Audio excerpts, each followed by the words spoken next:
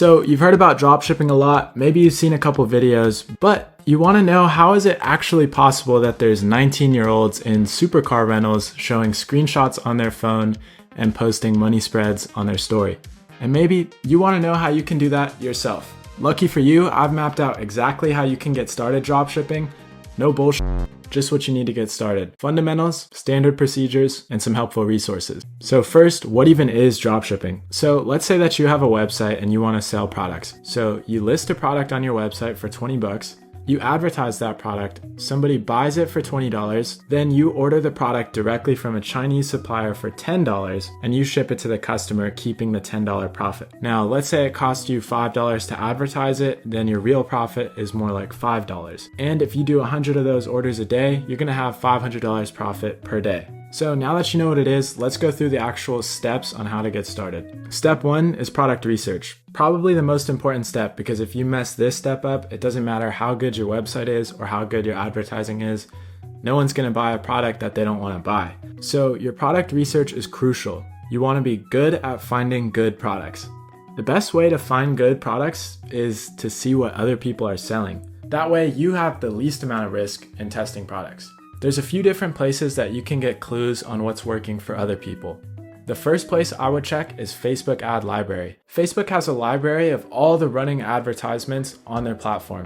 And you can filter by keywords and by country, and you'll start to get a feel of what's working really fast. Now, let's say you find something you kind of like on Facebook ad library, but you're not really sure how well it's selling. What I would do is I would take the website of the competitor that you found and plug it into SEMrush. Here you can check how much website traffic the website's getting, and from there you'll be able to get an estimate of how much they're spending on the ad and how profitable they are.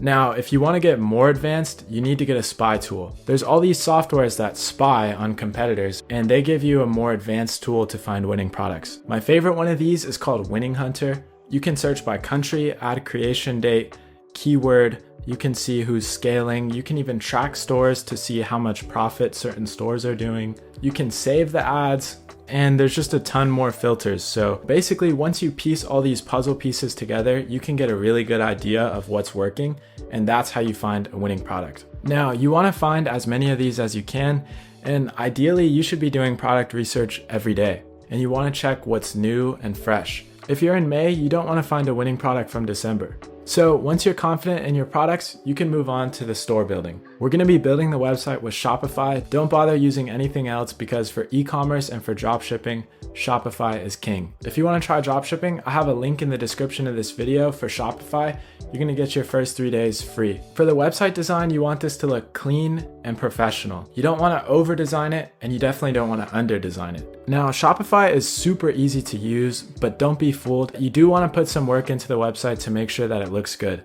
Customers today are on their phones 24/7, so everyone is used to a certain quality of website.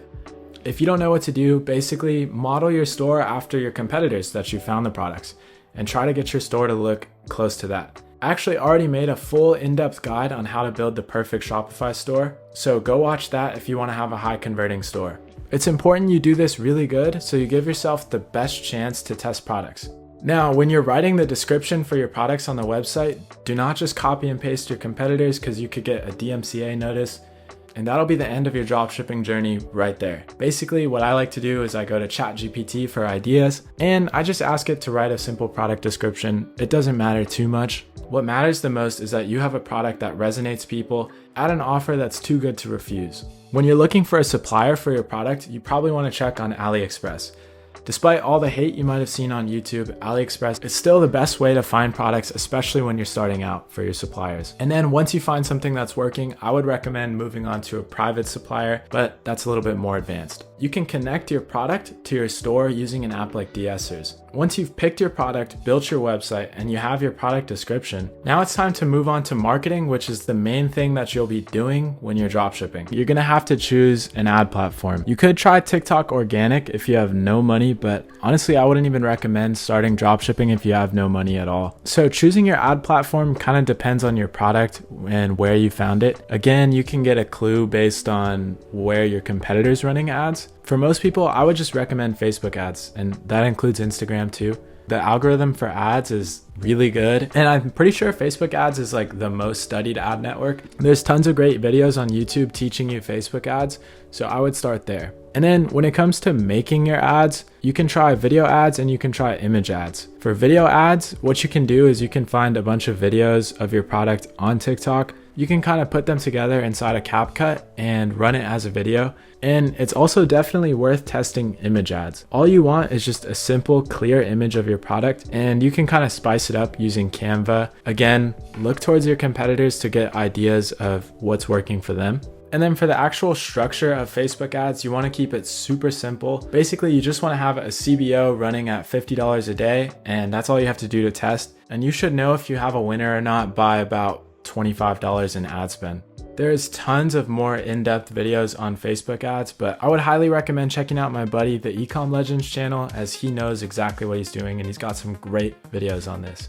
So now you're finally getting some orders in and you need to handle fulfillment. Now, like I said before, you can order these products directly from AliExpress in the beginning, and you can use the de-essers app to automate fulfillment. If you see that you found a product that's profitable with AliExpress, then you want to move that over to a private supplier.